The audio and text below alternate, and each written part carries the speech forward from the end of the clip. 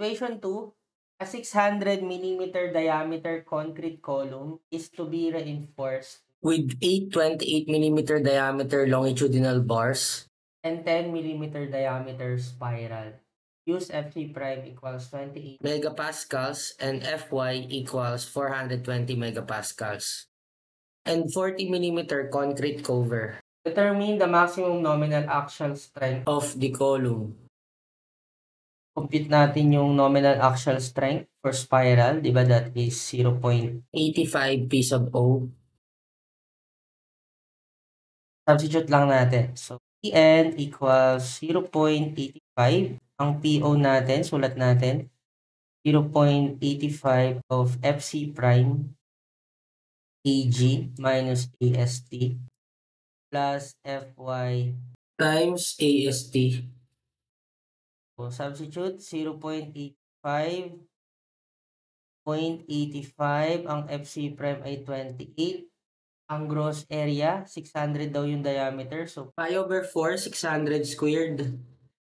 Minus area of reinforcement, 8 daw na 28.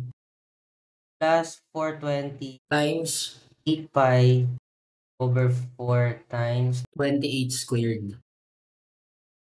Kukuha na natin yung nominal axial strength.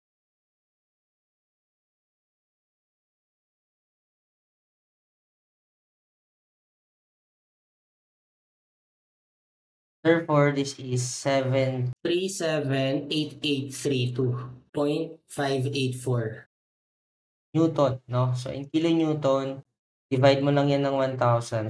So that is 7378 kilonewton. So that is letter C. Next, what is the minimum volumetric spiral reinforcement ratio? Sa spiral column kasi, ito yung itsura niya, no? So, let's say, circular spiral column. So, ito yung reinforcement niya. Tapos, ito yung tinatawag na Spiral transverse reinforcement.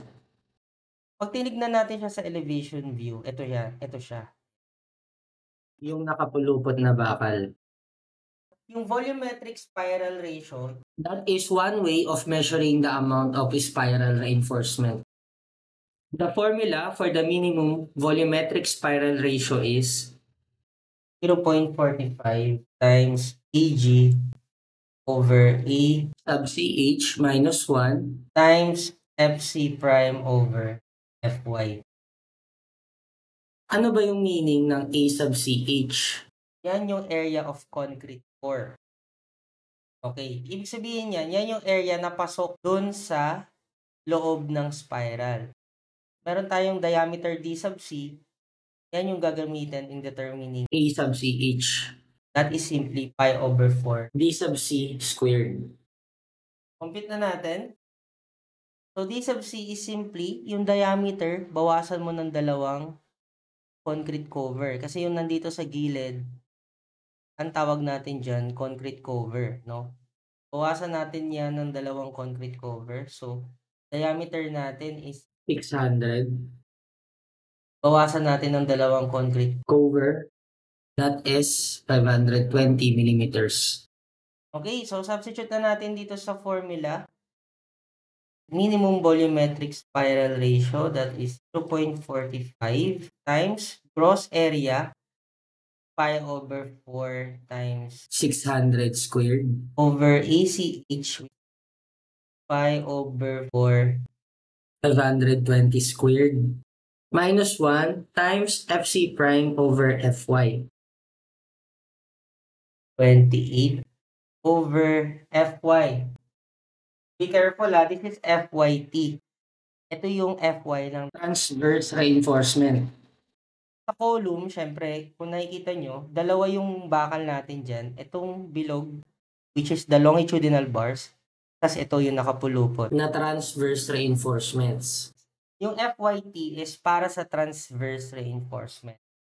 Okay, baka lang maka-encounter kayo ng problem na given yung Fyt tsaka Fy. So be careful. Yung Fyt is yung Fy no transverse reinforcement.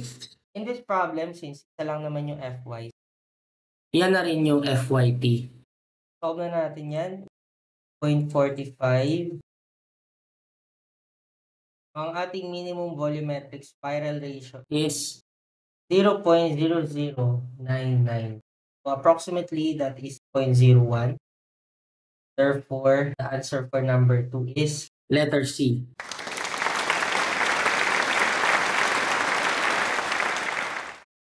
Next, what is the recommended pitch Of the spiral reinforcement? Okay, ito yung minimum, no? Prescribed by the code yan.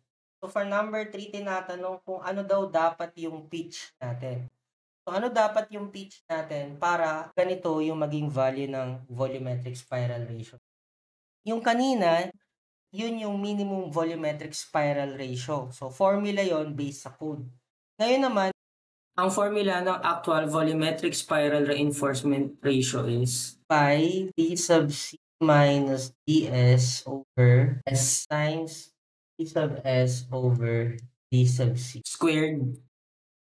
So pinapahanap sa atin yung spacing and na-compute na natin kanina yung minimum volumetric spiral reinforcement ratio.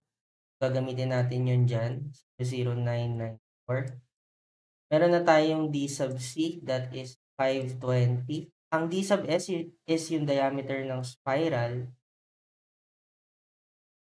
that is 10 over 520.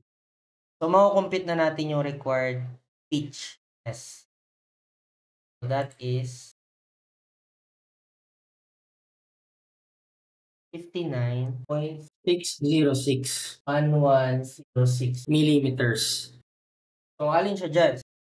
So, pag spacing or distances, di ba lagi tayong round down?